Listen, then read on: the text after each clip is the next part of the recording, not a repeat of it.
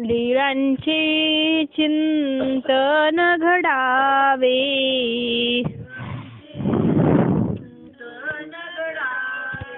जीवनामुचे पावन व्हावे,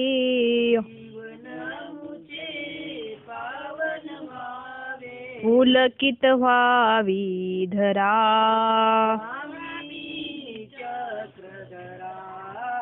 जय श्री चक्रधरा स्वामी चक्रधरा सर.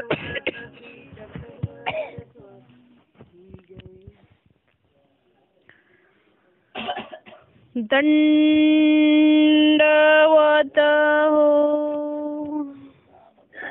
अरळका तापहानी प्रसंगे श्री दत्तवाणी प्रशंसा. ही लीळा आपली चालू होती. अरळका त्रितापहरणी श्री दत्तवाणी प्रशंसा ही अर्धी लीळा आपण बघितली.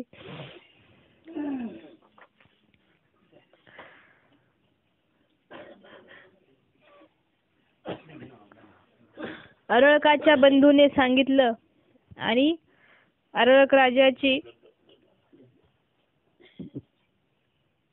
हरला, पराभव झाला त्याचा. आणि पराभव झाल्यानंतर मग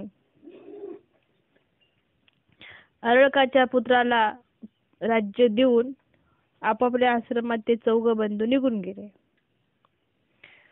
मग महादाईसी पुसले. महादाईसा विचारतात, जी जी श्री दत्तात्रेय प्रभू अरळकासी भेट कवने वेशे दिधली. देवा, दत्तात्रेय महाराजांनी अरळक राजाला भेट कोणत्या वेशामध्ये दिली? सर्वज्ञे म्हणितले, श्री दत्तात्रेय प्रभू अरळकासी भेटी मातांग वेशे दिधले. अरळकाला भेट कोणत्या वेशात दिली? म्हणे मातांग वेशात दिली. महादाईसी म्हणितले. महादाईसा विचारतात, जी जी कैसी दिधली, पण कशी दिली? सर्वज्ञे म्हणितले, माता अरळकासी पत्र दिधले होते. मातेनी जे अरळकाला पत्र दिलं होतं, काय होतं त्या पत्रामध्ये? त्यज भज कुरु स्मर नित्यम. त्यज तुला ज्या ज्या वेळेस काही संकट आपत्ती येईल, त्यज भज कुरु स्मर नित्यम, असं स्मरण तू नित्य कर जेव्हा तुला संकट आपत्ती येईल. आणि भज म्हणजे परमेश्वराचं भजन कर, पूजन कर किंवा तिथे श्री चरणापाशी शरण जा. हे पत्र दिलं. तेने ऐकले मग निघो आदरिले. मग विचार केला आणि निघाला. तव दुर्गासी किल्ला पारकीयांचा शत्रूंचा वेढा पडिला असे. तर तिकडून सगळीकडून वेढा पडला होता. निर्गमन पुरे म्हणजे त्याला तिथून निघताच येईना. मग अरळकाने विचार केला की आता आपण निघू शकत नाही. मग रात्री खिडकीद्वारे हुनी निघाला. खिडकीतून उडी मारून निघाला. त्रिविधा तापी संतप्त होत साता आपुले मंडळ ती दिवसा लंगिले. त्रिविध तापाने संतप्त झाला होता. कारण त्याचं काय झालं होतं? आपल्याच माणसाने दुःख दिलं एक, आणि राज्य संपत्ती गेली. हे खूप मोठं दुःख आहे माणसाला. बघा, आपलं सुद्धा 5 रुपये 10 रुपये हरवू द्या, कसं होतं? एसटी मध्ये जर आपल्याकडून 1 रुपया खाली पडला यादा कदाचित पॉकेट मधून, तर एसटीतून उतरेपर्यंत ते आपण रुपया बघतो कोणाच्या सीट खाली असेल, कोणाच्या सीट खाली असेल. म्हणजे इतका आपण असमाधानी होतो. संपूर्ण राज्याचं गेलं तो किती असमाधानी असत. म्हणजे आधिदैविक, आधिभौतिक आणि आध्यात्मिक स्वतःला होणारा एक ताप. असा त्रिविध तापाने संतप्त झालेला अरळक तो सह्याद्री पर्वतासी ऐसा ती तापी तापला अरळकू निघाला. तो सह्याद्री पर्वती माता पुरासी आला. मग सह्याद्री पर्वतावर माहूरला आला. वंदे वाचिनी पाठारे हुनी पर्वता समीप आला. पर्वताच्या समोर तिचा बसला. तर दत्तात्रेय प्रभू ते श्री दत्तात्रेय प्रभू ते स्पर्शोनी प्रकार असा झाला की अरळक तिथे थांबला, बसलेला होता आणि त्याच्या सर्व अंगात त्याच्या ज्वालाग्नी पेटल्यासारखा होता. म्हणजे दुःखीस्त होता तो थोडक्यामध्ये. आपण नाही का एखाद्या दिवशी खूप दुःखी राहतो, शारीरिक मानसिक दुःखी, कुणी बोललेलं एक असतं, मग आपल्याला नको वाटतं कोणाचंच, मग दुःख होतं. मग दुःखामध्ये काय होतं, माणसाचं हे हृदय भरून येतं आणि एवढं भरतं की कुठेतरी ते मोकळं करावं असं आपल्याला वाटतं. मग ते कधी कधी आपण एकटंच बसल्यानंतर आपण रुदन करतो, रडतो, तेव्हा मोकळं होतं. पण अनेकापाशी भेटल्यावर सांगितल्यानंतर अजून मोकळं होतं. पण आता इथं कोणाला सांगता येत नव्हतं. असा दुःखात बसलेला अरळक झाला काय प्रकार की वनदेवाकडून तिकडून पलीकडून काय आली म्हणे, म्हणजे स्पर्शोनी स्पर्श करून हवा सुहाव सुंदर मळ्या नीळ सुगंध. हवा कशी आली होती, सुंदर आणि सुगंधित हवा आली. अरळकाचा अंगी विसवला आणि तो जो सुगंध होता तो अरळकाच्या अंगाला स्पर्श झाला आणि तिथं विसवलं फक्त. ते विचार केला की इतका चांगली हवा, इतकी सुंदर हवा आणि सुगंधित हवा अशी कुठून आली असेल. तव सुख होये, सुख झालं. अंग निवे, गरम झालेलं अंग थोडं गार झालं. मग अरळके मनी भाविले. मग अरळक म्हणतो काहीतरी संकेत वेगळा आहे, मनामध्ये विचार करतो. दत्तात्रय महाराजांची भेट नाही झाली, फक्त हवा आली तिकडून, अजून भेट नव्हती झालेली, परंतु त्याला नुसती फक्त हवा आली होती. त्या हवेने तो विचार करतो की इतक्या सुंदर हवा आली जेणेकरून मी काय झालो, निवलेलो आहे. म्हणजे निवलो याचा अर्थ काहीतरी कवने पुरुषाची भेटी, कुठं माझी आता कोणाच्या तरी चांगल्या पुरुषाची व्यक्तीची भेट होईल. तव दत्तात्रेय प्रभू देवगिरी पर्वती हुनी दक्षिणेकडून उत्तरे धारागिरी सी विजय करता ती. तर दत्तात्रेय महाराज निघालेले होते. अरळक उत्तरेकडून आला. दत्तात्रेय महाराज दक्षिणेकडून येत होते, अरळक उत्तरेकडून. पर्वत वेंगता घाटाचा अधोपरी अर्ध्या निळ्या खडकापाशी अरळक आईसा जात असे. असं ना अरळक भेटी स्थान माहूर गडावर केलं का नाही, अरळक भेटी स्थान केलं का नाही. बर, परत एकदा जाऊ. अरळक आईसा जात असे तो पहिला कडोरी दत्तात्रेय प्रभू पारदियांची केळी खेळत मातंग वेशे विजय करीता ती. दत्तात्रेय महाराज तिकून येत होते मातंग वेशामध्ये. दत्तात्रेय प्रभू उभे धाटिया खळीवा साऊला नेसले होते. जसे ते लोक नेसतात तशी साऊला नेसलेला होता. श्रीमूर्तीवरी मळणे, श्रीमूर्तीवरती काय होतं तर म्हणे मळणे, म्हणजे उटी लावलेली होती. कटी प्रदेशी मांसभेदी ती तीक्ष्ण काती खोविली होती आणि कमरेभोवती मांस भेदण्यासाठी सुरा खोवलेला होता. बांबर झाटा केस गुंजावर्ण डोळे श्रीकंठी बुरिया मणी यांची गाठी होती. गळ्यामध्ये रुद्राक्षाच्या माळा कशा असतात तशी, परंतु ही कशाची आहे, बुरीची मण्याची गाठी होती. श्रीमुकुटी दोरियाना आणि श्रीमुकुटामध्ये काय होतं तर म्हटले दोरियाना, म्हणजे दोऱ्यांनी विणलेले टोपर घातलेलं होतं. श्रीकरी पिंगटा सुनियांचा जोड आणि दोन्ही हातामध्ये, परदेश हातामध्ये काय असतं,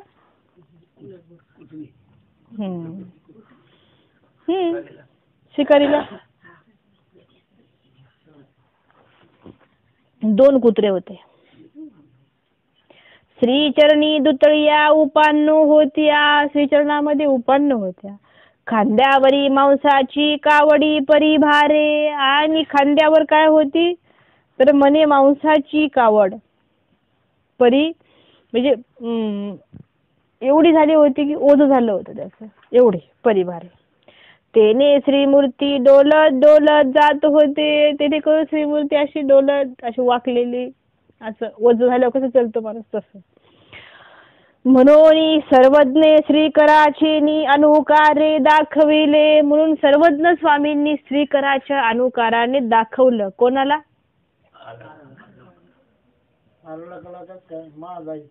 हा. मग म्हणजे मी म्हणलं असं काय चाललं, म्हणजे इथं आहेत का नाही बघितलं. तवा आरळक निकट आला, तेवढ्यात आरळक जवळ आला.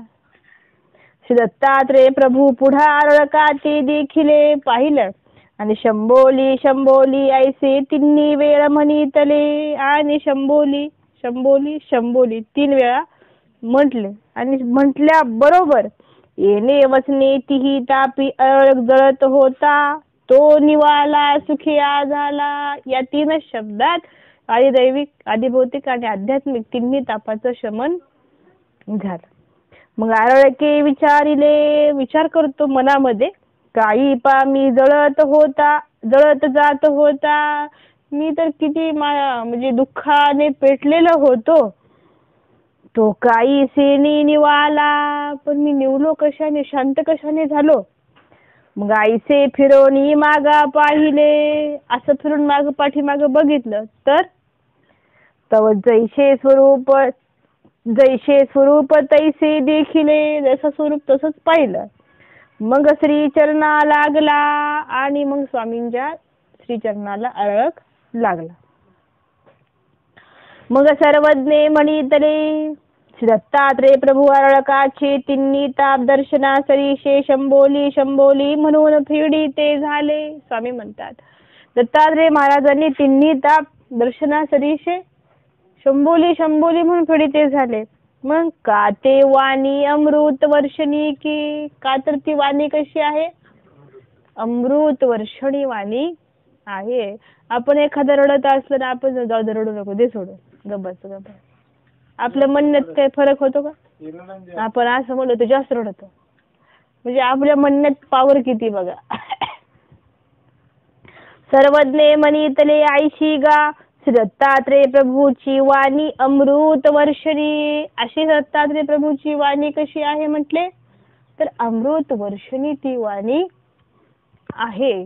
आपल्यासाठी कोणती वाणी अमृत वर्षणी? आपल्यासाठी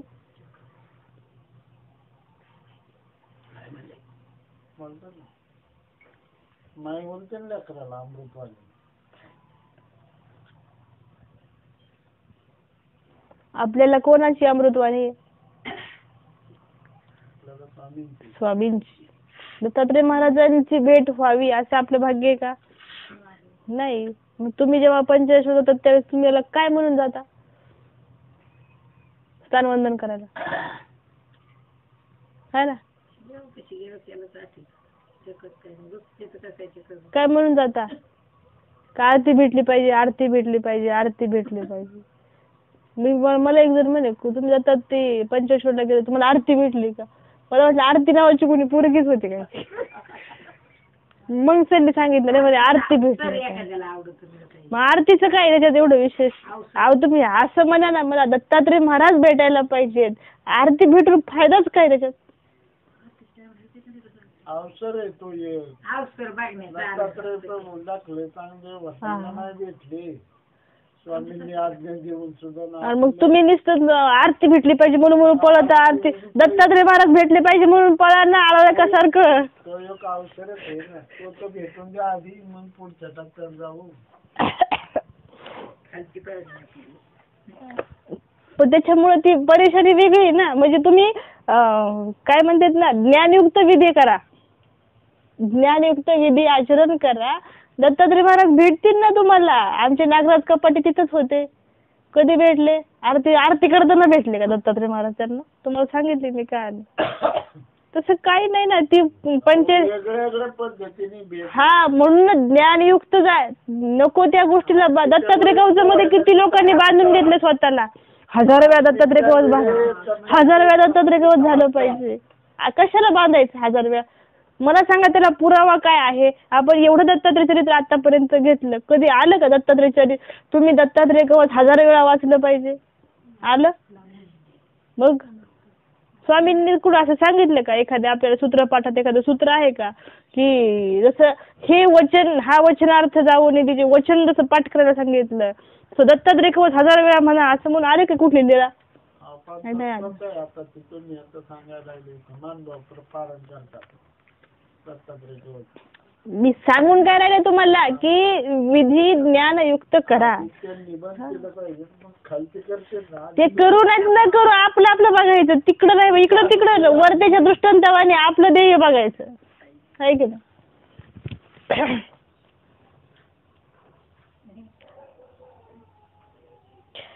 ही नाही वचने ती महादायीसी म्हणितले जी जी त्यासी ती वाचे पासोनी अमृत वर्षले. महादाईसा पटकन म्हणतात, देवा अलग भाग्याचा होता की त्यांना दत्तात्रय महाराजांचं दर्शन झालं, कारण ती वाणी अमृत वर्षणी आहे. पण त्या वाणीपासून त्यांना तिथे अमृत वर्षला. आम्हासी वाचे पासोनीचे अमृत वर्षता येईल. आम्हाला आमच्या स्वामी पासून परावाणी म्हणजेच आमच्यासाठी ती अमृत वाणी वर्षती आहे. त्या वाचा आळकाचे ताप गेले. त्या वाचेने काय झालं तर आळकाचे तिन्ही ताप गेले. आता या अमृत संजीवनी वाचा आमचे ताप गेले जी. आणि या वाचेने काय झालेले म्हटले आमच्या स्वामींच्या, तर अमृत संजीवनी जी कळा आहे जेणेकरून तुम्हाला काय भेटते ती अमृत संजीवनी, जेणेकरून या जन्म मृत्यूच्या फेऱ्यातून सुटण्याची ती एक संजीवनी आहे. ते ऐसे म्हणून श्री चरणा लागली. असं म्हणून माझा आईसा स्वामींच्या श्री चरणाला लागल्या. सर्वज्ञ म्हणितले मग आळकुस दत्तात्रय प्रभूचा ठाई अनुसरला. मग आळक दत्तात्रय महाराजांच्या तिथे अनुसरला. श्री दत्तात्रय प्रभू आरळकाशी ब्रह्मविद्या निरूपिणी. दत्तात्रय महाराजांनी आरळकाला ब्रह्मविद्येचं निरूपण केलं. अजून कोणाला केलं? अजून कोणाला केलं?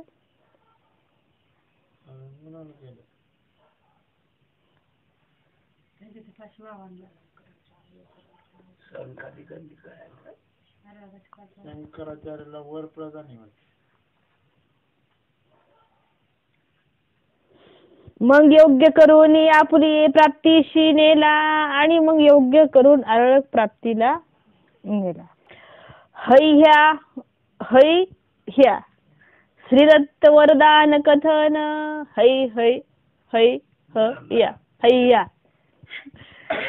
हैया हे सोपं सांगते सगळ्यात की हैया हे यांचंच नाव आहे. कोणाचं? सहस्रार्जुनाचंच नाव आहे. आपल्याला सहस्रार्जुनाची दिला गेली ना, दत्तात्रय महाराजांनी काय दिलं त्यांना? 1000 हात दिले. त्यांचंच नाव आहे. वेगळं काय लई डोकं चालवायचं नाही. एक उदी महादाईसी प्रश्न केला. एक दिवस महादाईसाने प्रश्न केला. जी जी पौराणिक ऐसे बोलतात. पुराणात असं बोलतात, जे श्रीकृष्ण ऐसे म्हणितले. श्रीकृष्ण महाराजांनी भगवद्गीतेत असं सांगितलं, यस्यानुग्रहमिच्छामि तस्य वित्त हराम्यहम आपदा शोक कष्टम च तस्यम दुःख पदे पदे. यस्यानुग्रहमिच्छामि म्हणजे तुम्ही काय करता संसारामध्ये? गाडी घेता, संतती संपत्ती हे सगळं काय करता? प्राप्त करता, है ना. कष्ट करून ती गोष्ट काय करता? प्राप्त करता. तस्य वित्त हराम्यहम. परमेश्वर जर तुमचा अधिकार असेल तर काय करतात? ते जे तुम्हाला प्राप्त झाले ते हराम्यहम, ते तुम्हाला त्या संसारामध्ये ते फलद्रूप ठरत नाही. फलद्रूप ठरत नाही म्हणजे थोडक्यात आरळकासारखं. किंवा याही पलीकडं म्हणतात आम्ही किती करतो, डाळिंबात यश नाही, द्राक्षात यश नाही, चक्कूत यश नाही, हे प्रकार कशाचे येतं? तस्य वित्त हराम्यहम.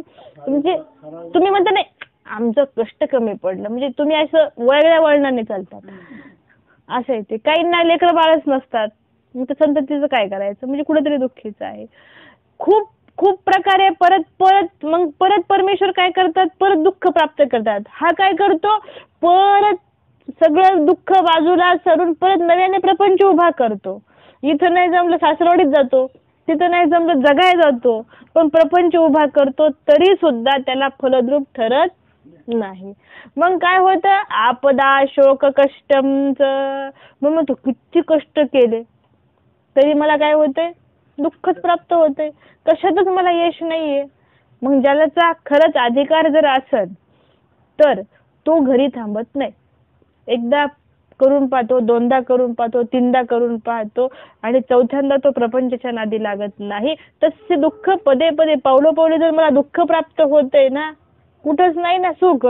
रानात गेला सुख नाही, बिझनेस करतो सुख नाही, नोकरी केली सुख नाही, कुणीकडूनच माझं भलं नाही. चारी दिशा चारी भिंती जर त्याच्या पडलेल्या आहेत तर तो मग काय म्हणतो? आता आपल्या मार्गात गेलेलं बरं. तरी द्वापारी श्रीगुरु चक्रवर्ती आपण राज्य केले, आणि जो राहतो तो मग मी तर म्हणते तो खरा मूर्ख. एवढं होऊन जर घरी राहतो ना तर तो त्यात काय अर्थ आहे का? कुठल्या बी गोष्टीमध्ये विषय व्यवस्था थोडी करता येत असते. मग भक्ता करवी राज्य तरी द्वापारी श्रीगुरु चक्रवर्ती आपण राज्य केले. मग यशानुग्रहम इच्छामी तस्य वित्त हराम्यम आपदा शोक कष्टमच तस्यम दुःखे पदे पदे. असं जर प्रपंच आहे, संसार जर आहे, तर द्वापारी श्रीकृष्ण महाराजांनी आपण राज्य केलं आणि भक्ता करवी राज्य करविले आणि भक्तांना करायला लावलं. विदुर आहे, उद्धव देव आहेत, कुंती माता आहे, पाची पांडव आहेत ना. तरी हे वाक्य कैसे घडे? मग हे वाक्य कसं काय? सर्वज्ञ म्हणितले तेही तेची मागितले मनोनी. म्हणजे त्यांनी ते मागितलं होतं. परमेश्वर काय करतात? तुम्ही जे मागितलं ते देतात का नाही? बरोबर आहे ना. तुम्ही जर म्हटले हा मला ह्या परीक्षेत पास करा, परमेश्वर काय करणार? पास करतील ना. तुम्ही तेच मागितलंय ना. जे मागसान ते देतात ना परमेश्वर. तुम्ही थोडंच म्हणतात देवा तुझं मला दर्शनच झालं पाहिजे, देवा मला तुझ्या संसारातून काढ, असं मागितलं तसंही करतील ना. तुम्ही तसं कधी मानतच नाहीत ना. दृष्टपर मागणी आपली, दृष्टपर मागितलं, जे मागितलं ते देतात परमेश्वर. देवा माझ्या पोराचं लग्न जमून देतात, कुठेतरी योग आणून देतात, व्यवस्थित कार्य पार पडू दे, होऊन जाते ते. आपली मागणी दृष्टपर मागणी. अदृष्टपर आपण कधी परमेश्वराला मागतच नाही. आपलं दुखायला लागलं ना, आपण म्हणतो देवा मी आमचा कसं आहे, घोड्यावानी होऊ दे, घोडा देईन कधी होऊ दे, पण घोडा कधी देईन? देवाला कशाला घोडा लागतच नाहीये. पण आपलं म्हणणं कसं आहे की तेवढं मागणं आहे आपल्याला, परमेश्वराशी मागणं असं आहे आपलं, आणि त्या मागण्यात परमेश्वर आपली इच्छा पूर्ण करतात. मग परमेश्वर त्या स्वामी म्हणतात तेही तेची मागितले म्हणून ते मागितलं तसंच. सर्वज्ञ म्हणितले बाई जीवा सारखा मागता आणि परमेश्वरा सारखा दाता. फार सुंदर वाक्य. स्वामी म्हणतात बाई जीवासारखा मागता, जीवासारखं मागणं, आणि परमेश्वरासारखा दाता आहे. मागतय कोण, देतय कोण? देणारा कसा आहे, किती उच्च कोटीचा आहे, कसा आहे, आणि काय देतोय याचा विचारच नाही आपण केला है ना. काय देतोय याचा आपण विचार केलाच नाही ना. आपल्याला एखाद्याने लाख रुपये दिले, एखाद्याने 50,000 दिले, आपण त्याचे एवढे उपकार बाळगतो किंवा एवढं त्याला लक्षात ठेवतो, याने माझं काम केलं, याने माझं काम केलं, याला मी मागितलं ते दिलं, याने मी मागितलं ते दिलं. त्याही पेक्षा देणारा एक वेगळा आहे ना. त्या दात्याचा कधी विचार आपण केला का? नाही केला. जीवा सारिखा मागता परमेश्वरा सारिखा दाता. स्वामी आमचे कानाशीच्या ब्राह्मणाला म्हटले, लीळा चरित्रामध्ये अशी एक घटना आहे की पोराच्या आधी सून आली आहे का नाही? पोराच्या आधी मग कसं आहे, पोराच्या आधी सून नाही का? कसं आहे वाक्य, कसं आहे? सुने हाती तक्रार, पोरग मागितलं का? नाही. पोराच्या आधी सुना आणि पोट, बाकी सगळं होईल ना. म्हणजे आता इथं मागता आलं का परमेश्वरासारखा दाता आणि जीवासारखा. म्हणून जे जो मागे तो त्यासी देती. म्हणून बाई असा जीव स्वच्छ असमर्थ आहे, याला काय मागावं तेच कळत नाही. आजची परिस्थिती अशीच आहे. मी तर म्हणजे तो लय चांगला कनशीचा ब्राह्मण, दर्शन झालं त्याला, मागणं कसं असू दे, त्याला जे लागत होतं त्याने ते मागितलं समजा. आपण काय करतो आज? आपल्याला सगळं कळत असताना सुद्धा आपण काय करतो? तेच मागतो का नाही देवाला? तेच मागतो. त्याने उलट असं म्हणजे डाव्या हाताने मागितलं, आपण सरळ उजव्या हाताने मागतो. दे बाबा असं पाहिजे, धमकी देऊन मागतो. आणि नाही दिलं तर म्हणतो देव तसाच आहे, चांगल्याकडे नाही बघत, नको त्याला देतो, आमचं वाटोळं करतो. म्हणजे परत आपण नाही दिलं, आपली डेअरिंग परमेश्वरावरती असते. तेरे बिना मुझे डर नाही किसी का, असं काम आहे आपलं. तो जे जो मागे तो त्यासी देती. जीव जे मागे ती ते परमेश्वर देती. परी जीव मागवणे नती. स्वामी म्हणतात परमेश्वर देतात पण जीव मागतच नाही ना. तुम्ही प्रेम मागा परमेश्वराचं, मिळतं का नाही बघा.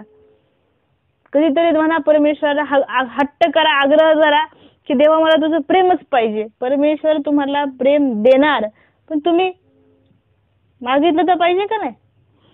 आन आज्ञान वर्तेती मागवणे नती. आणि काय करतात? आज्ञानाचे कार्य करतात. जैसे दत्तात्रेय प्रभू प्रसन्न झाले या सहस्रार अर्जुन मागवणे नेची. मग सांग, मग उदाहरणच आहे. दत्तात्रेय महाराज प्रसन्न झाले आणि सहस्रार अर्जुनाला म्हटले माग माग, प्रसन्न झालो. सहस्रार अर्जुनाला मागता आलं का? आणि आज्ञान वर्तेती, ते म्हणजे तुम्हाला माहिती मला काय लागतं ते, आणि जे लागतं ते दिलं दत्तात्रेय महाराजांनी, लगेच हात दिले.